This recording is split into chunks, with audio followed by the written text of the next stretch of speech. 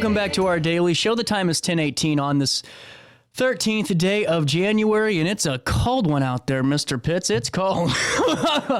It is. Well, I got to ask you, how's the commute? Roads good now? Yeah, the roads are very good until I got near the building. I'm telling you, it's a nightmare around the building still. And I see the city Public Works Department is still they're out there cleaning working up the street.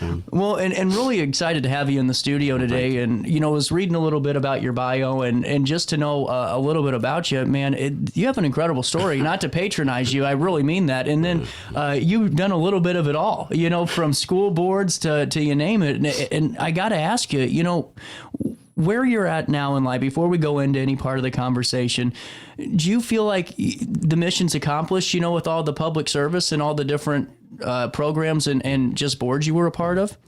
Well, I think there's still more work to be done. Mm-hmm. That's a legacy that I inherited from my father and my grandfather and my mother. And, you know, take me through a little bit of your upbringing, if it's okay, because I know that you were part of a pretty large family. You were the third of 9 children. Right. Busy household, huh? Right. Well, I grew up in West Virginia. Mm-hmm. We call it the Ohio Valley, right on the Ohio River in Wheeling, West Virginia. Is that near Appalachia? Well, we're at the foothills. Okay. You're the only person in decades that mentioned the Appalachian, okay, the foothill. We're actually Wheeling, West Virginia, the northern part of West Virginia, the eastern part of Ohio, and the western part of Pennsylvania. We're all in the foothills of the Appalachian Mountains, and it comes down to the Ohio River. Wow, that's cool. Yeah, which is the Ohio River is formed by the Monongahela and the Allegheny River at Pittsburgh. And that's why they call the stadium Three Rivers. I had no idea. Yeah, you know, that's why I think they still call the stadium Three Rivers, because the Allegheny and the Monongahela forms the Ohio River, which goes through Wheeling, and we lived on an island. You talk about floods. Oh, man. So you know real floods. I know real floods. So that's where I grew up. Went to attended public school in West Virginia, went off to the service. And, wow.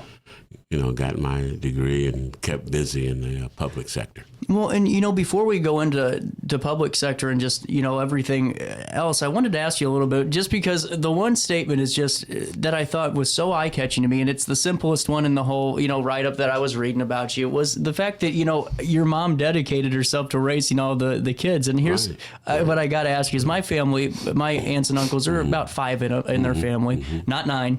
And even with 5, it was a little bit of a struggle. Right. You know, take me through just some of what you saw your mom doing and your father too, or, you know, everyone in your family, to kind of keep everyone going. I find that fascinating. Well, again, we go back. This is the 40s and the 50s and the 60s. Yeah.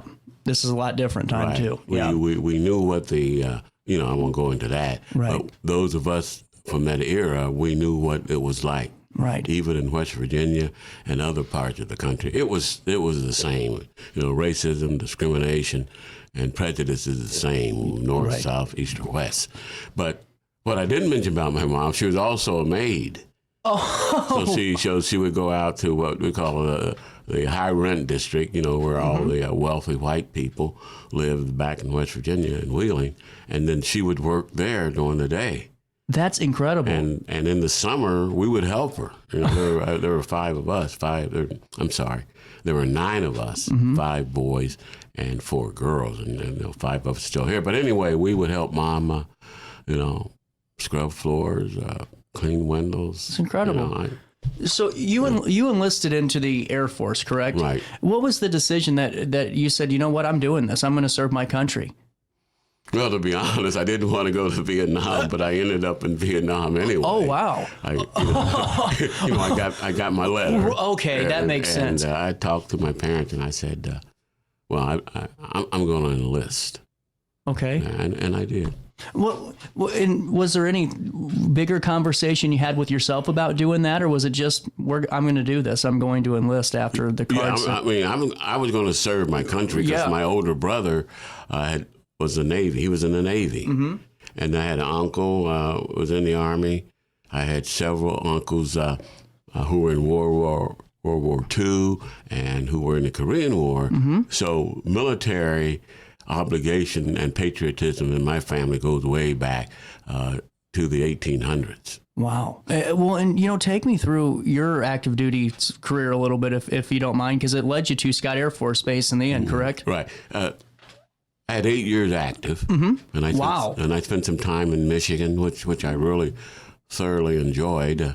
My first winter. Real winter. Real winter. Because we came there in the summertime. Oh, okay, gotcha. Came there in the summertime, and you know how the weather is in northern Michigan. And then I re-enlisted in 1968, and in 69 I got stationed in Vietnam. I was in Vietnam for a year. Served our country. What was that? If it's okay for me to ask, what was that experience for you? If it's okay for me to ask, because I know that it's... Well, I think with any veteran, your experience in the military, especially if you served in a war zone or like some of the young people today, it stays with you. That's what I was curious. It stayed with you. I grew up. I became of age and aware of more things about being a human being and the things that I want to do once I got out of Vietnam and came back. And I came back. I was stationed in Grand Forks Air Force Base, where I went to school. I went to school in the GI Bill there. It's incredible. Well, and take me the GI Bill. I used to do a veteran show in St. Louis. I produced and helped out every once in a while and talked on the air with Terry. But just to learn about some of the ways and just when these GI Bills were introduced, and also some of the newer ways, like with the real estate, the VA home loans, and some of these different programs, it's really fascinating to know. Especially now how veterans unlock their benefits, but back then, how much work that you guys had to do to find out that these benefits even existed sometimes, Well, you know what? I'm not an expert on on the VA. Neither am I.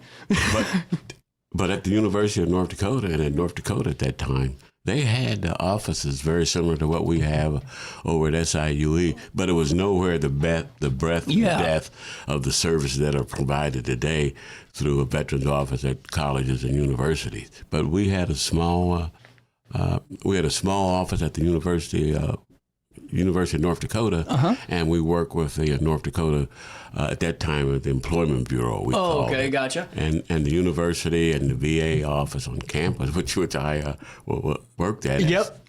We were able to provide some benefits for jobs and for education for veterans at that time in the 70s. That's incredible. Yeah, I thought it was. It just dawned on me recently that we were able to do that. That's incredible, and really is. And now, during your time over there at University of North Dakota, you were elected the student body president. How did that happen? Well, I was a little older. I was in my late 20s at the time I started my college career. And, being in the military, you kind of speak up. And there were some things going on in the housing, I think, with payment and the city of Grand Forks. We didn't have a precinct. And let me go back.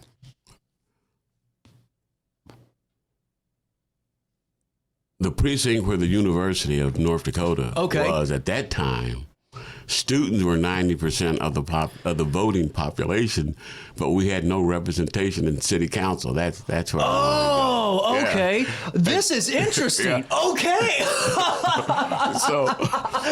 So you guys were 90% of the voting block and had no rep. Right. Well, the university was there. And we had at that time, I think, 10,000 students, and I think the precinct that we lived in, well, we had 80 to 90%. We had the majority of.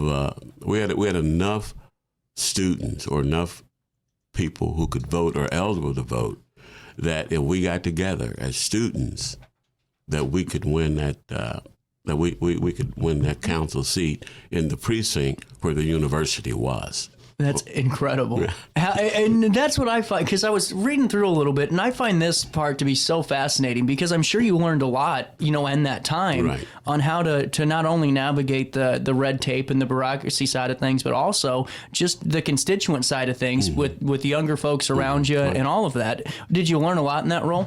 Yeah, I certainly did. And one role I learned, which again the military helps you, is working together as a team. Working with people you don't always agree with. And now, we're a university. We got 10,000 so students. And there were only about 100 African Americans at the University of North Dakota at that time. Wow. And so as a student senator, I was able to use my experience and the experience and the friendship and the leadership of students already there, especially the Greeks, especially the Greeks, because they're. Yeah, I get you. The Greeks are pretty powerful in a lot of universities. They're very active on universities, and they're very interested in the politics, and I think for the good of the university. So we work together as a team, this diversity team. Yeah. We worked together. We nominated 3 students, one for city council, one for the House of Representatives, and one, a state senator, state representative, and a city council member. That's incredible. Yeah, and we won 2 out of the 3, and I was one of them. And you hit on something that I think is so important. And right now, and this is just my takeaway, it's not like a hot take, it's just what I'm observing.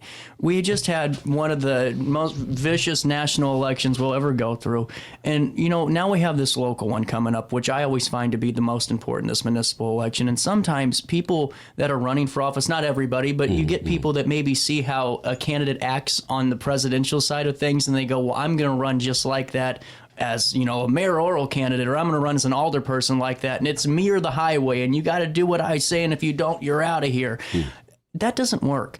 And to me, that's where I find what you said so fascinating, because you're right. You're working with people that you aren't going to agree with 9 times out of 10, but you're a team.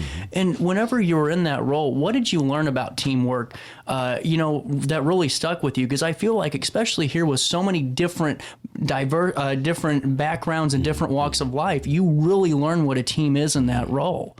Well, as I said earlier, the teamwork started. Did you learn anything different about teams, though, that maybe you weren't used to in how they operated? Because that's where I find it. Just because you have to talk in such a different way, and it's just so fascinating. I think you always have to be willing to work with people, and you have to come to a compromise. That's what one of my opponents, when I ran for student body president, said, that Pitts is a compromiser. Well, I don't think there's anything wrong with compromising for the betterment of the people. I've always been, it's a service to me. You got to serve the people. Yeah. And put my own ego and my own personal objectives and wants. You have to serve the people. Well, and you've been a part of public life for forever. And part of the Edwardsville community. Anytime we especially for 5 years when I was growing up, I'd look at the articles and read about the school board, and then you'd be there because you were the school board member from 2007 to 2019 around there. Take me through just some of those active public service accolades and just acknowledgments that you've had in the last couple of years. Take me through your school board position first, and I'd like to fall back on a couple of the other things afterwards. Well, I think during the time that I served on the board with other board members, we worked together like I said, as a team, and we got some important things done. You did. That legacy is still today. We got 3 new schools. We were able to carry on a good financial foundation to where the current school board and the leadership, I think, have benefited from some of the decisions, financial decisions, and some of the capital decisions and building decisions that we made. I completely agree with you. Well, and take me through how, whenever you're running for office or whenever you're deciding I'm going to run, what conversation do you have with yourself? Is there one that you have internally on, is this really my time to run? Like when you were running in 2006, 2007, what was Paul talking about with Paul or God? Is this the right decision for me? Well, I had a deep conversation with my wife. And our close friends and family. Am I doing this to serve people? See, that's my important thing, is to serve people. Oh, exactly. And put ego and personal wants and personality aside. Yeah. Because we're dealing with the future of our young kids. Mm-hmm. We're dealing with the future of our community, and the importance that education has played in our country. Yeah. Even before we became a country. Right. Education has always been important. Right. Now, how it has changed over the decades, the political aspect of it. The bottom line is that we are obligated, we are required to provide a solid education for our citizens. From the time that we are born until the time that we are called home. The education is important. And it's been important in my life, and it's been important in my family's life. Well, and especially, too, with that mindset, because if you have a board that's not for that purpose, that's about maybe the ego or maybe that personal feud, and you're just running to knock someone else off the ticket. We've all seen it. But you tend to create, not you, but that tends to create this environment to where kids don't trust the education system, and they're watching this chaos unfold, and it leaves a lasting impression. And that's where I think you hit it 100% over, is the fact that you have to be the example for the entirety of that district. Right. That's very fascinating. And, do you have a moment to stick around? I got to pay a bill. Yeah. Hey, more conversation comes right back around the corner with Paul Pitts right here at 10:35, and a little bit of change on this 13th day of January. It's a cold one. More Daily Show next. Hey, would you drop by the pharmacy? My doctor switched my cholesterol medication. Yeah, will do, honey. I'm glad he's looking out for you. OSF Healthcare can handle all of your family's primary care needs, including managing chronic conditions. Schedule an appointment today. Life's better when you're under the American Family Insurance roof, because they know your house is home base for their dreams. Whether it's a kid like me aiming for the big leagues, ready, future rocket scientist, or a budding prima ballerina.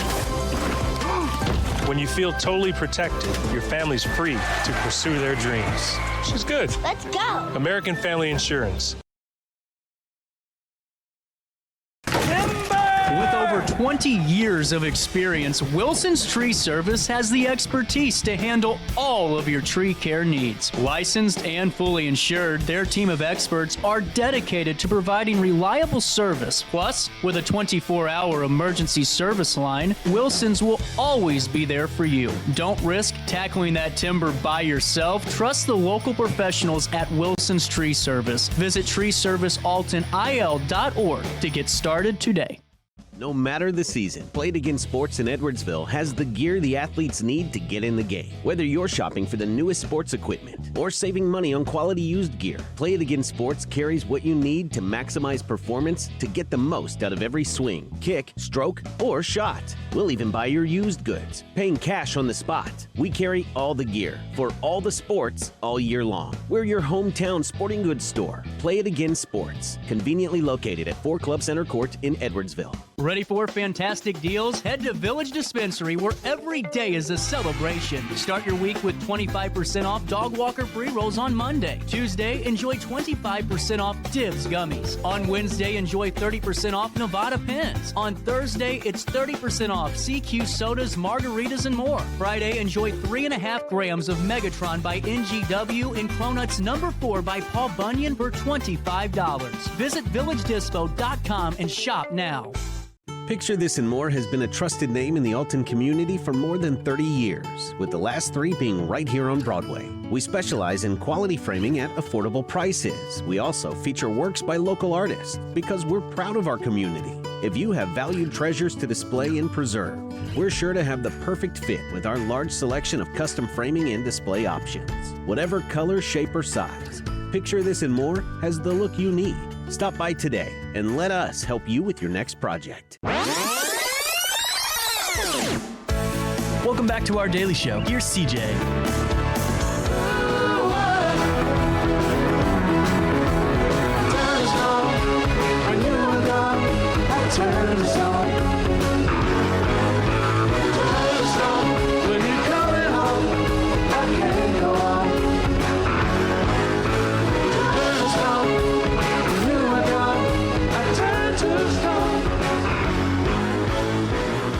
Welcome back. Some ELO. I love Electric Light Orchestra. You know, those guys can play. I just went to his farewell tour, and, you know, it's kind of made me jealous. Have you ever seen some? I've always wanted to be a musician. I thought it'd be so cool. I have no talent. You know, I can't walk and chew gum, let alone play a guitar. So it made me. You're like me. I have no talent. I even got kicked out the church choir. So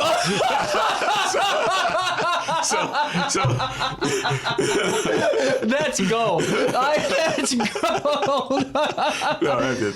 No, what a great. Honestly, this has been a great conversation, Paul. And you know, before we go into why you're really on the show today, because coming up on January the 20th is this really great program. Next Monday. It's crazy. It's getting here so fast again.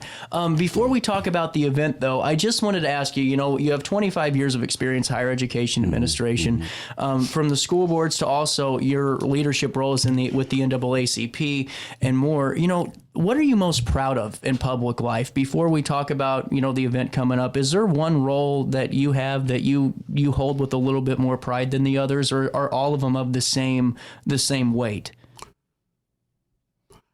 I look at them, well, it's the same weight, but okay.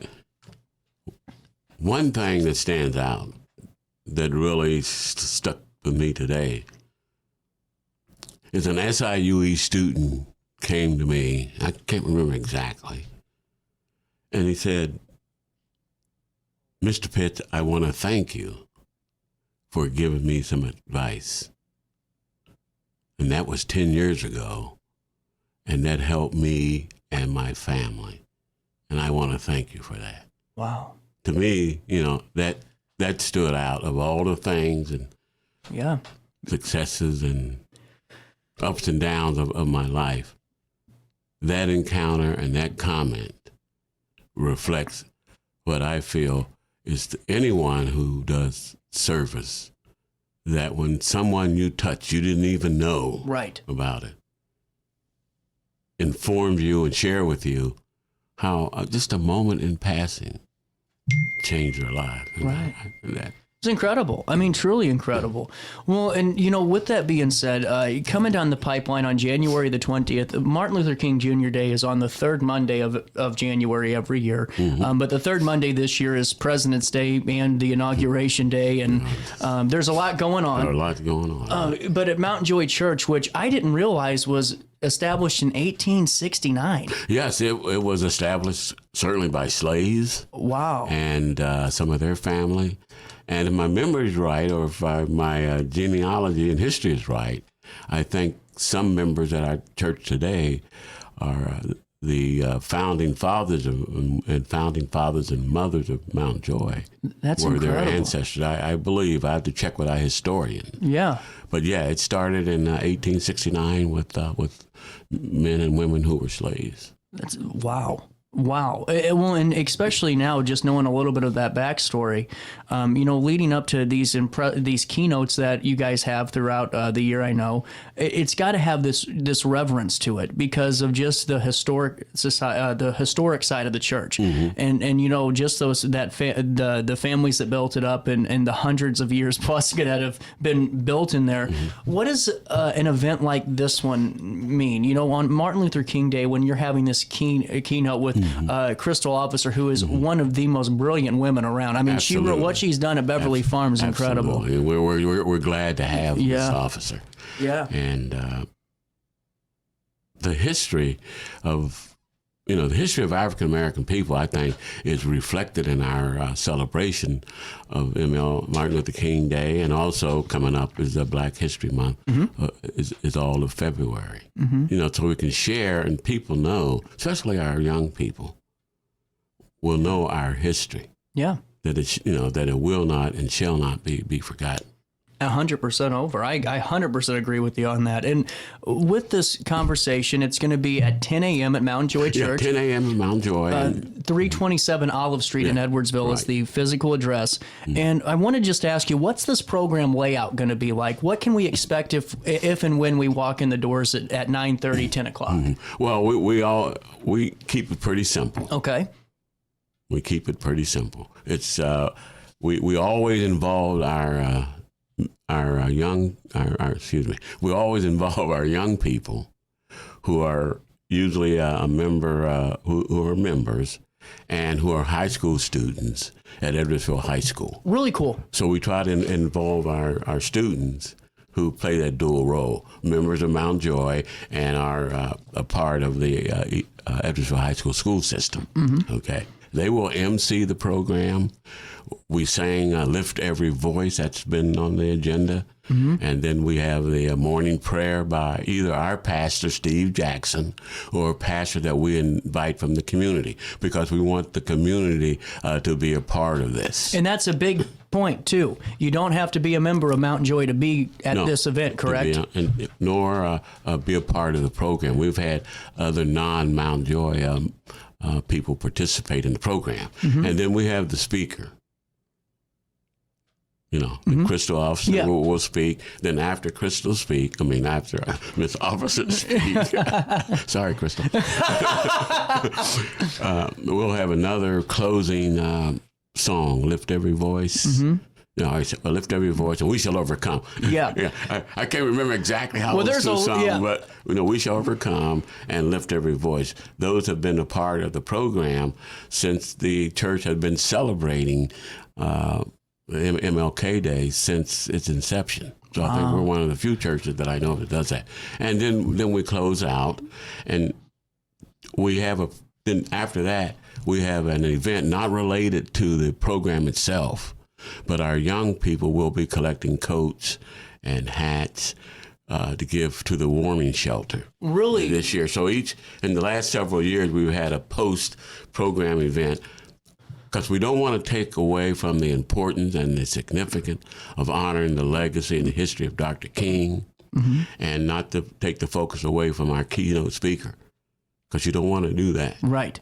But after the program, we invite people to bring coats downstairs in the fellowship hall, and then we'll collect those and give them to the local warming centers. Thank you for letting us know that, because we'll add that to the write-up as well. We'll do another article on this and make sure we get all the details out. And Miss Officer really is, guys. And if you haven't heard her speak yet or gotten a chance to meet her, and I've had a couple of opportunities just through the North Alton Godfrey Business Council going by.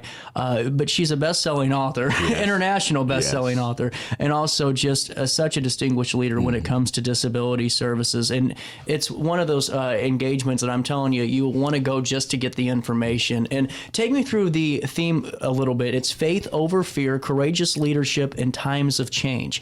And what will this focus on?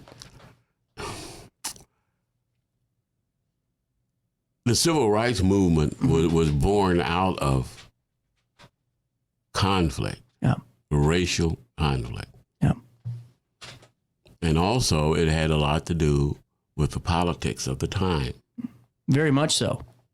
And so when you read through our theme, it's a significant change today. Yeah. And it's going to happen on the 20th. Not so much here, but in other places of the country. We have a new administration. We have our judicial system is changing because of the influence of some people. Our education system is being attacked. Many of the gains that I've seen in my lifetime and been a part of making those changes, they are in jeopardy. Yeah. So the call is out that we must speak up. Those of us who are part of the legacy and the history of Dr. King, it's my time again. Even though I say to my son's generation and my daughter's generation that the torch have been passed, well, right now, both generations are holding on to that torch. Because now it's our time, I think, that we have to fight and get ready for the coming storm.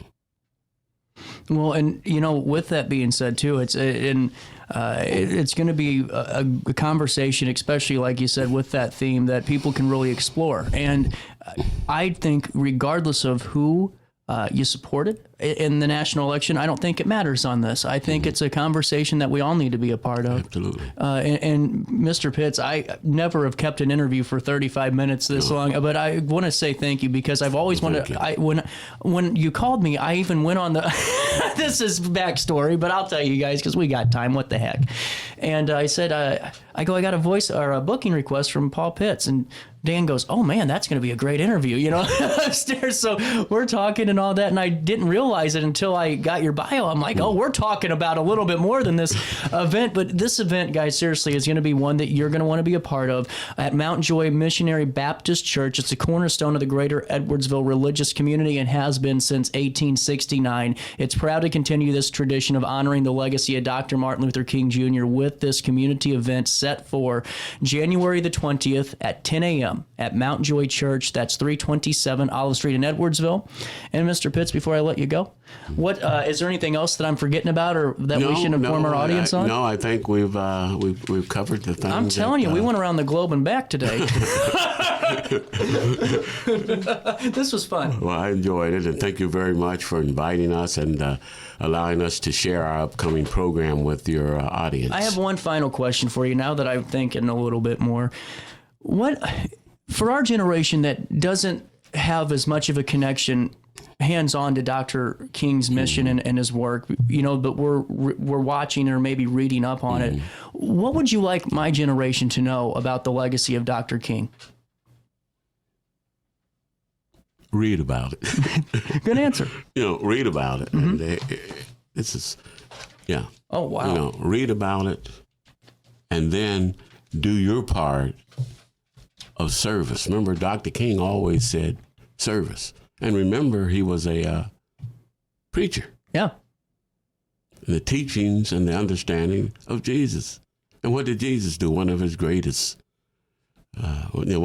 things Jesus did was what? Teach. Yep. So we need to teach one another, about our history and to what your generation can do to change it. Absolutely. And Mr. Pitts, like I said, thank you so much again. Thank you. We'll link everything in a write-up on RiverBender.com. The time's 10:50. Before I take a quick break, I got to thank Hainer Library. They're one of my favorite supporters of this show. Hainer Library is I was talking to Mary. She's the executive director. Yeah. Mm-hmm. And I said, Mary, Hainer's a door. And she goes, okay. What's that mean? And I said, think about it. It's a door to adventure. Right. It's a door to knowing. It's a door to unlocking your educational skills with their resource centers and citation tools. It's a door to unlocking your family's history, your town's history, all this cool stuff. And now you can check out items from the library. Right. So if you need a movie projector for that big outdoor family gathering, you can just go pick one up and bring it back. At Hainer Library, every day is really that door to whatever you want it to be. Adventure, knowing, knowledge, you name it, it's there for you. Go to HainerLibrary.org, click on the How Do I tab, click on how get a library card, you put your name, your address in there, and you're taken care of, courtesy of our community staple, HainerLibrary.org. And don't forget to tell them you know who sent you over their way.